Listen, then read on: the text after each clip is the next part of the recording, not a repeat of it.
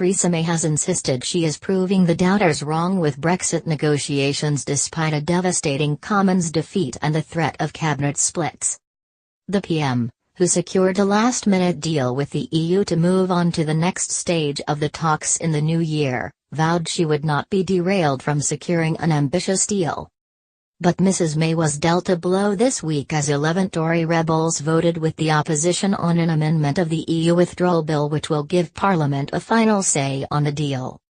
And 2 Tory peers have warned the Prime Minister party rebellion will spread if the whips keep using strong-arm tactics, saying she will face a string of parliamentary defeats over Europe in the House of Lords if she tries to bully members of the second chamber into backing an extreme form of Brexit.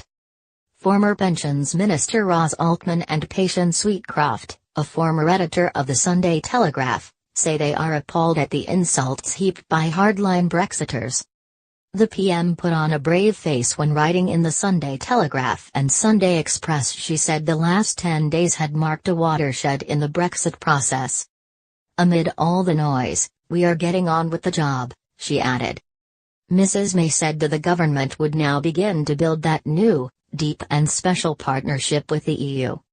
This is the exciting part of the negotiations and there is no limit on our ambition and creativity, she said. She said talks would now start on the implementation period for Brexit and the future of trading relationships. But there are rumblings that the hard-won truce in the cabinet over Brexit is deeply strained as ministers discuss plans for a future trading relationship between the UK and the EU27. Earlier this month, Chancellor Philip Hammond admitted the cabinet had not yet discussed the future relationship.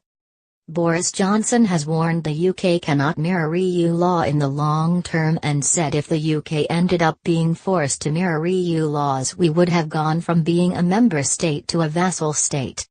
He said the UK needed something new and ambitious, which allows zero tariffs and frictionless trade but maintains the freedom to decide our own regulatory framework and own laws, he said.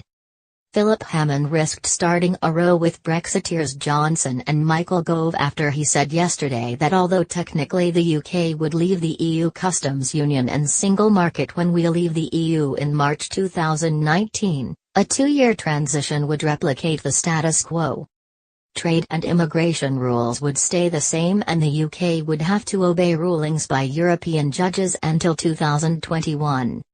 Meanwhile, Theresa May's desperate attempts to head off another Commons defeat will see March 29, 2019 written into the government's Brexit legislation as she promised, but with flexibility allowing the date to be changed if negotiations with Brussels look set to stretch beyond that date. Rebels who helped inflict Mrs May's first Commons defeat on Wednesday have backed the compromise, which has been put forward by prominent backbenchers on both sides of the EU referendum divide.